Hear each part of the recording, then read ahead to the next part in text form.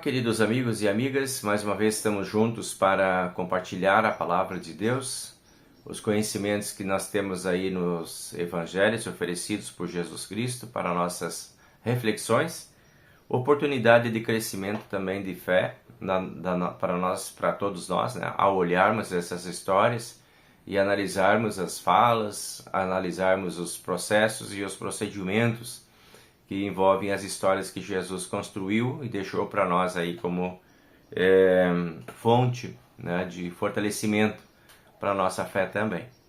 Então o projeto Compartilhar, ele tem essa ideia, né, de ir compartilhando com você, com seus amigos, para que você possa compartilhar adiante também, fazer os seus compartilhamentos dessas oportunidades de reflexão.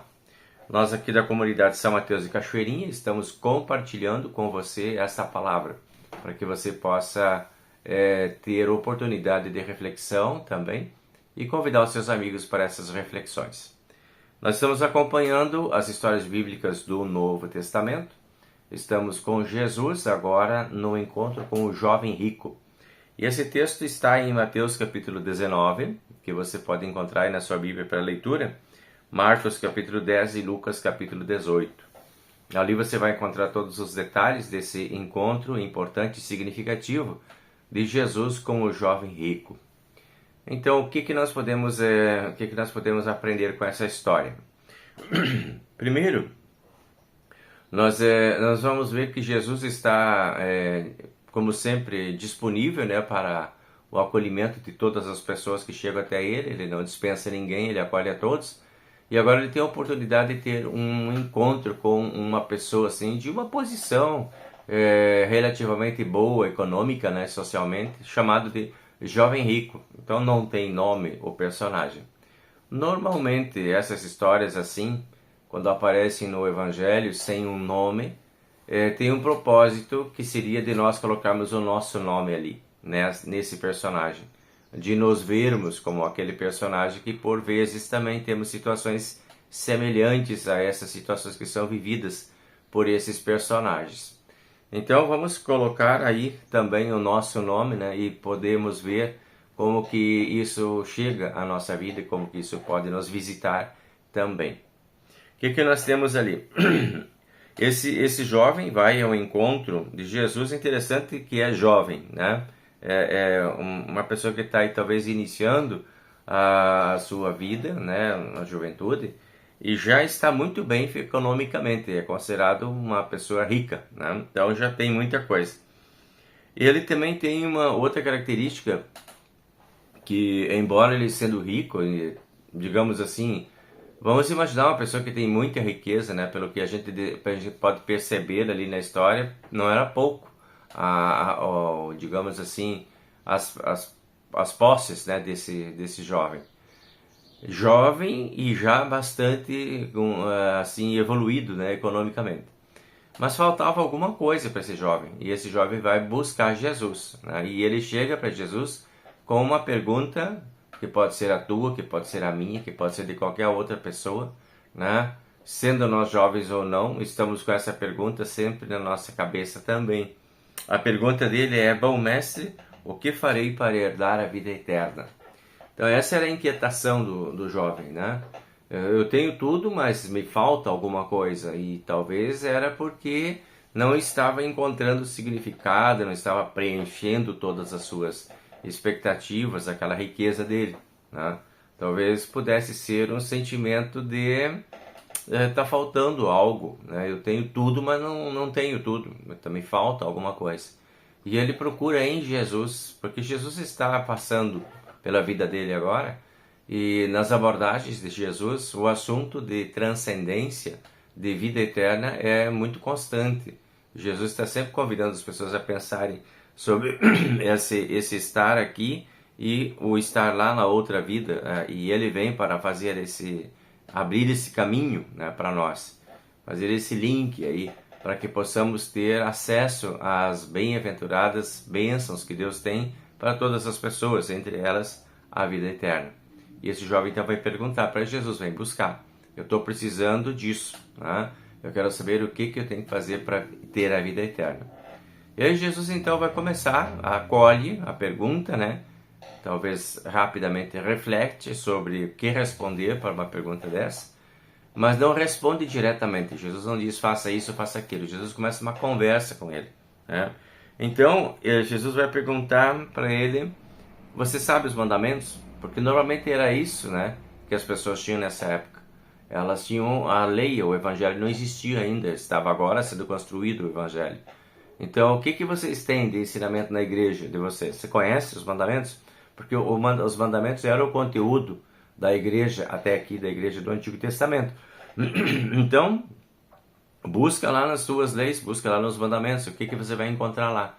Tu conhece tudo? Já sabe como é que é? Então, foi a primeira pergunta de Jesus. Querendo saber qual que era a condição desse jovem rico, o que ele tinha de conhecimento e o que ele já tinha de convicção também, né? E aí Jesus meio que cita alguns versículos aqui, alguns mandamentos, dizendo: ó, não matarás, não adulterarás, não furtarás, não dirás falso testemunho contra o teu próximo, honra teu pai e tua mãe, e amarás o teu próximo como a ti mesmo. E aí o jovem lá já respondeu: tudo isso tá tudo certo, eu tô observando todas essas coisas, né? Mas me falta ainda alguma coisa, eu queria saber o que é que me falta. Interessante isso, porque normalmente esses judeus, né, que eram os conhecedores da lei, quando eles tinham a lei diante deles, eles tinham a sensação de que estava tudo certo, tudo completo. Não precisava ter mais nada. Eles já estavam no caminho certo. E esse jovem não se vê nesse caminho certo. Apesar dele dizer: eu tenho observado, eu conheço tudo isso, mas parece que tinha um vazio ali que não conseguia ser preenchido por esse conhecimento da lei de Deus. Então, não era suficiente aquilo que ele já conhecia, aquilo que ele tinha conhecido até então. Algo que pudesse trazer um significado novo, quem sabe era o que ele precisava, né? Eu preciso sentir algo maior, eu quero sentir algo maior, uma certeza maior de tudo que eu tenho. Então Jesus faz um teste agora com ele, né? Depois que ele disse que eu já estou fazendo tudo isso, né? Tá tudo certo. E veja que Jesus conclui ali com um mandamento, né? Ama o teu próximo como a ti mesmo. Assim, né? Jesus põe de propósito esse mandamento, né? No final da conversa com ele lá. Amarás o teu próximo como a ti mesmo. Foi aí que o jovem interrompeu. Então Jesus coloca esse mandamento de propósito, porque é aí que Jesus quer abordar o assunto com ele, né? Então se você está achando que você ama o teu próximo como a ti mesmo e todas as outras coisas que você já tem cumprido da lei, então eu vou te dizer o seguinte: é só uma coisa mesmo que falta para você. Vai e vende tudo que você tem, dê aos pobres o dinheiro, né? E você vai ter um tesouro no céu. Depois você vem e me segue, né? Essa foi a resposta simples de Jesus. O que Jesus estava querendo com isso, com essa conversa com ele? Vai vendo o que você tem. Ele estava querendo testar aquele último mandamento que Jesus citou para ele lá: ama o teu próximo como a ti mesmo. Porque se havia mesmo essa decisão, se havia mesmo essa convicção, se havia mesmo essa prática, se ela era mesmo correta, não ia ser difícil para ele pensar em vender tudo que tem. Mas Jesus sabia que ele não estava preparado para isso. Tanto que, diz o texto, que ele se entristeceu com isso, né? Tendo, porém, o jovem ouvido a palavra de Jesus, retirou-se, por ser dono de muitas propriedades. E Jesus vendo-o assim triste, disse aos discípulos: quão dificilmente entrarão no reino de Deus os que têm riquezas. Ele estava muito mais apegado às suas riquezas, ao que ele tinha, ao que ele era, do que ao que ele podia ser. O grande desafio que Jesus lança para ele é: vende o que você tem e dá para os pobres. Era para testar se ele realmente amava o próximo ao ponto de tirar aquilo que era dele e dar para os necessitados. Esse era o desafio. Então Jesus está desafiando ele a se desapegar daquilo que ele tem. Aí vamos pensar um pouco agora sobre essa história na nossa vida.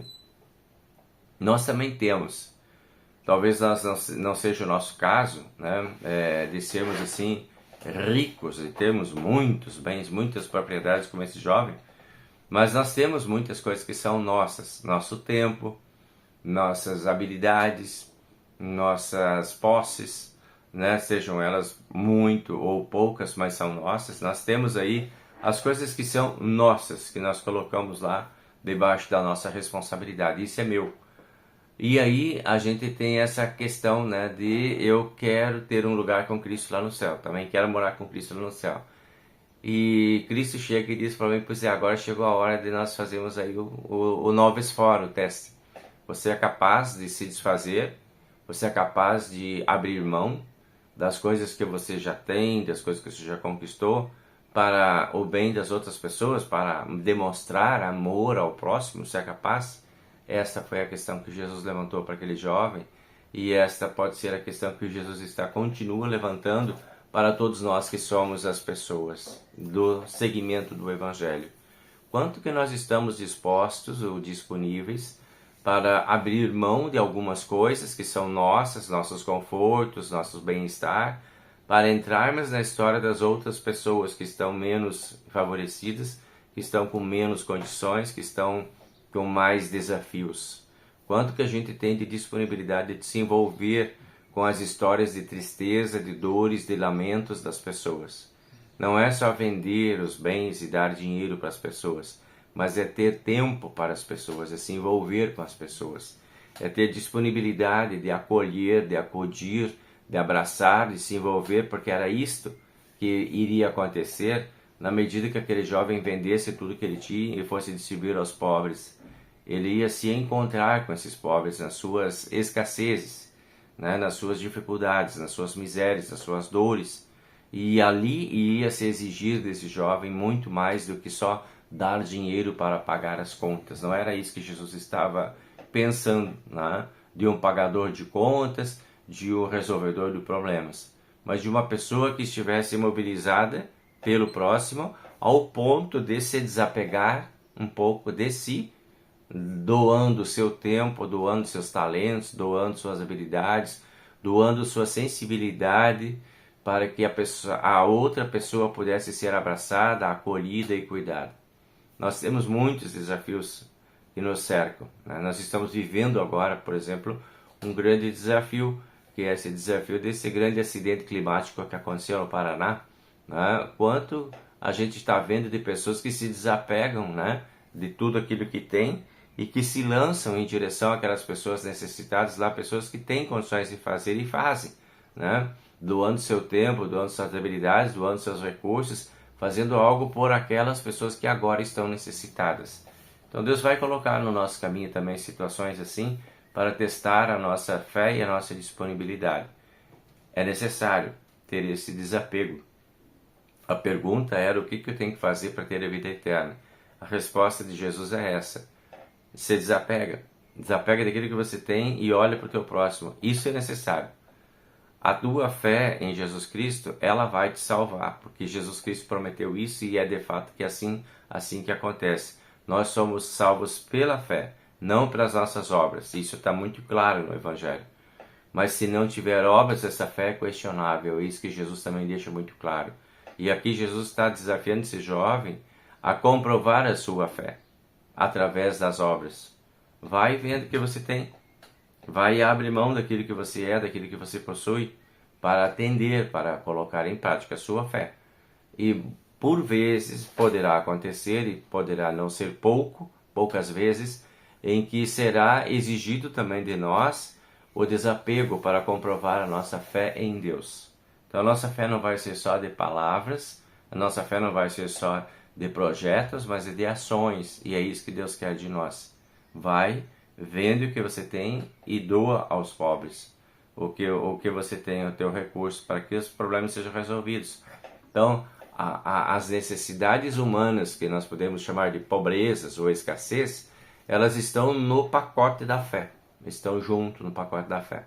Não existe fé se não puder ser comprovada pelo acolhimento daquelas pessoas que estão necessitadas. E é ali que se tira a prova, né, final da qualidade da fé que nós dizemos ter.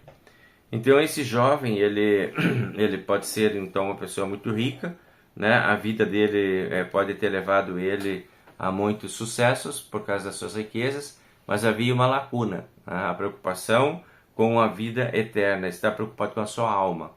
E Jesus vai lá no ponto final desse encontro com Jesus, e Jesus questiona ele quanto ao caminho que ele está fazendo.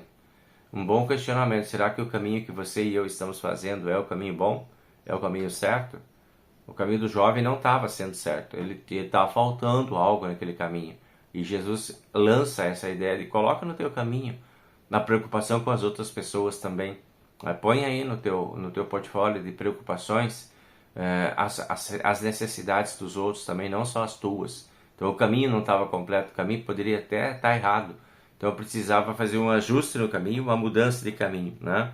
Então nós estamos no caminho que Deus nos colocou, mas às vezes nós nos desviamos desse caminho por motivos lá divergentes. Então, quando o nosso coração não pertence a Deus, aí nós vamos ter dificuldades, porque o que aquele jovem tinha era isso, né? O coração dele não pertencia a Deus, ele não estava pronto para essa doação. E é isso que Jesus está chamando ele para se aproximar. Traz o teu coração aqui para perto de Deus também. Traz aí a tua disponibilidade, traz aí os teus recursos, traz aí tudo aquilo que você é, a tua integralidade, e coloca isso diante de Deus. Vamos ver como é que isso vai se configurar. E eu já fico muito triste e disse, não vai dar. Eu tenho muitas coisas e eu não vou poder me livrar de nenhuma delas. Então não vou vender, não vou doar, vou continuar com a minha vida, mesmo que isso comprometa a minha própria salvação. Triste o caminho dele, né? Escolheu um caminho de tristeza, escolheu um caminho de escassez, e provavelmente a resposta de Jesus não ajudou, ou não foi agradável a ele, né? Ele queria uma resposta agradável de Jesus, e Jesus teve um questionamento. Então fica aí para a gente poder ver o que Deus está pedindo para nós e quanto que nós estamos conscientes, e até que ponto nosso coração também está com Jesus, né? Para a gente poder abrir esse coração e acolher as pessoas com quem nós nos relacionamos. Fica aí para você pensar. Até a próxima semana, a gente se vê. Um abraço, tchau, tchau. Nos vemos lá.